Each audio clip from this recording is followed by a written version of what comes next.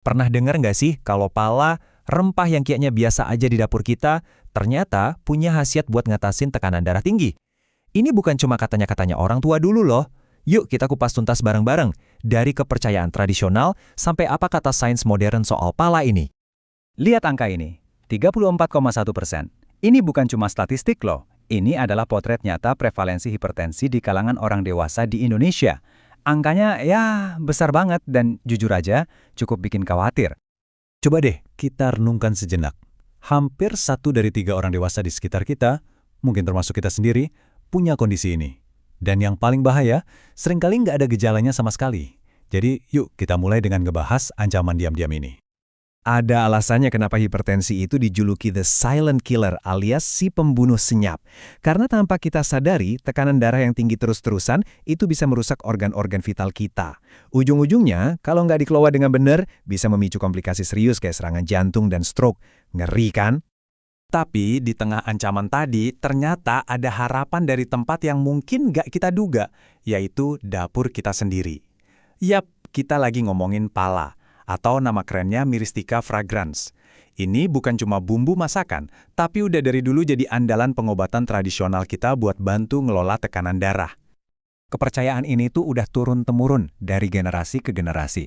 Secara tradisional, pala dipercaya bisa bantu melancarkan sirkulasi darah, sekaligus ngasih efek rileks. Nah, 2 hal ini kan penting banget buat ngendaliin hipertensi. Pertanyaannya, ini cuma kepercayaan atau ada buktinya? Oke, dari cerita tradisi, sekarang kita geser ke laboratorium. Ada nggak sih bukti ilmiah modern yang bisa mendukung klaim-klaim tadi? Nah, untuk ngerti ini kita perlu kenalan dulu sama satu konsep kunci. Gampangnya gini, ACE inhibitor itu salah satu senjata utama kedokteran modern buat ngelawan hipertensi.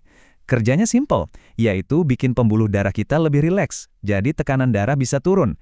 Ingat-ingat ya konsep ini, karena ini nyambung banget sama penjelasan berikutnya. Oke, sekarang mari kita lihat datanya.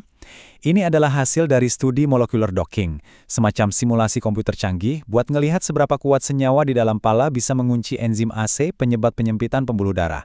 Makin minus angkanya, artinya makin kuat ikatannya. Lihat deh, katekin, nilainya minus 8,2. Ini nunjukin potensi yang kuat banget kalau dia bisa bekerja mirip obat AC inhibitor alami. Ternyata nggak berhenti di situ. Penelitian lain juga nemuin banyak manfaat lain dari pala. Ada studi yang membuktikan kalau minyak pala itu punya efek menenangkan, jadi bisa bantu ngelola tekanan darah yang naik gara-gara stres. Selain itu, riset pada hewan juga nunjukin kalau pala itu kaya antioksidan yang bisa ngelindungin pembuluh darah kita dari kerusakan.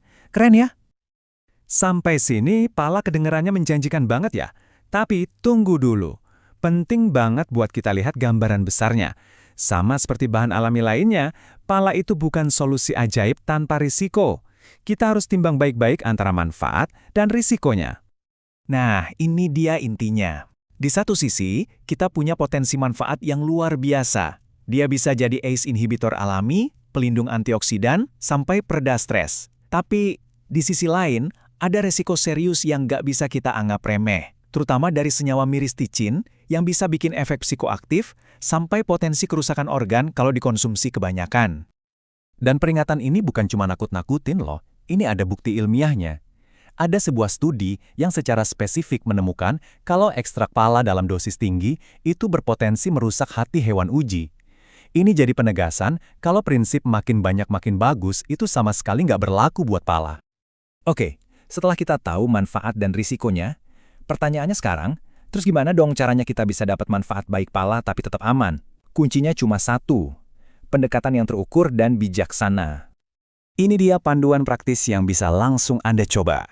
Cara paling aman, ya pakai pala sebagai bumbu masakan aja, dalam jumlah kecil.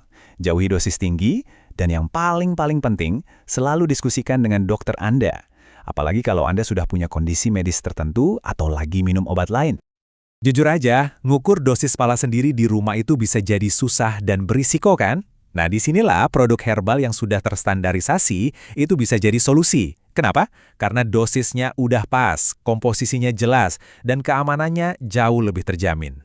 Nah, disinilah solusi seperti Tensithip dari Naturafit bisa jadi pilihan yang cerdas. Buat Anda yang cari cara yang praktis dan aman, produk ini bisa jadi jawabannya. Formulanya dibuat dengan dosis herbal yang sudah terukur, jadi bisa jadi alternatif buat bantu kelola hipertensi secara alami dan gak ribet.